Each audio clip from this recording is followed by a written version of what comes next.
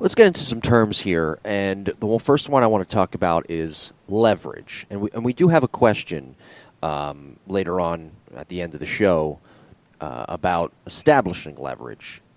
Mm-hmm. So I'll hand it to you, the meaning of leverage in your opinion, and how a hitter can benefit from having such. Well, longer levers make work easier, right? Didn't we talk about this? God, my dad's gonna disown me. It was Archimedes, right? Mm-hmm. That said, give me a lever long enough and a fulcrum strong enough, and I can move the world, mm-hmm. right? So, he's a bright guy. I think so. But what does that mean? I mean, we have to be consistent with that too. But we've messed around with this. It was apparently a huge week at the lab, right? Because by the way, sorry, sorry, I don't want to cut you off, but I just want to give you the real quote of Archimedes. Give me a lever and a place to stand, and I will move the earth. Liar. Okay. Give me a fulcrum, and I shall move the world. Also a lie. Oh. Give me a firm spot on which to stand, and I shall move the earth. Okay, there you go. All right, I'm gonna have to get that tattooed on my forearm, so don't forget. I don't want Dad to disown you. No, that's all right. But I think I said it how my dad said it, so we can just blame it on his Cal education. Yeah. It wasn't as good as we all thought it was. But yes, so we went with. I had kids. Your average high school 5'10", 145-pound incoming freshman, right?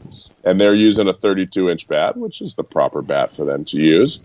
So all of a sudden, we're just messing around doing some tests. I'm like, why don't you grab this 33? And all of a sudden, they grab the 33, and they're like, there's no way I'm going to be able to swing this. And I'm like, yeah, probably not. You're 145 pounds.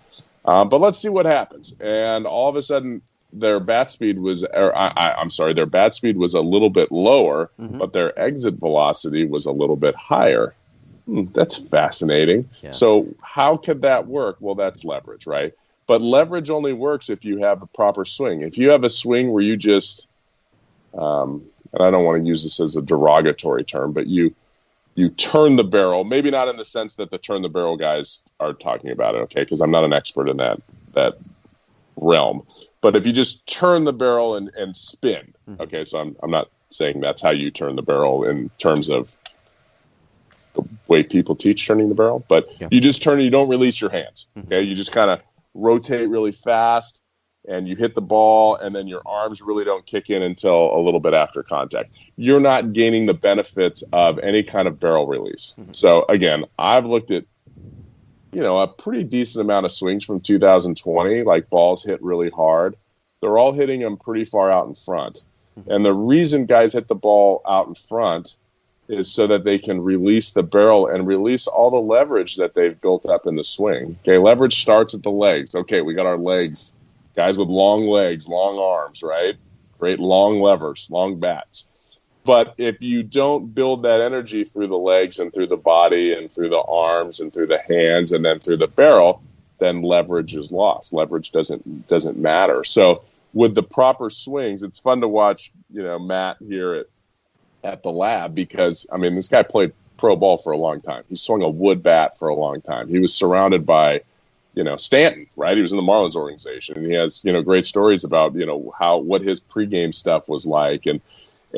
And you're around guys that could just absolutely rake, and you pick up on these little things. What does this guy do and what does this guy do? But the one thing he talks about is really being loose with the hands out in front to release the barrel. Well, if somebody didn't play pro ball, right, and swing a wood bat, they don't have that feel. They might have that knowledge. Like I can teach somebody about that. Hey, this is what you have to feel.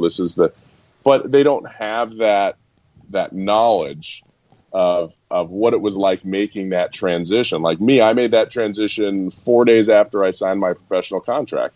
And they put a wood bat in my hand, and every ball I hit the warning track. And I'm like, what in God's name is going on here?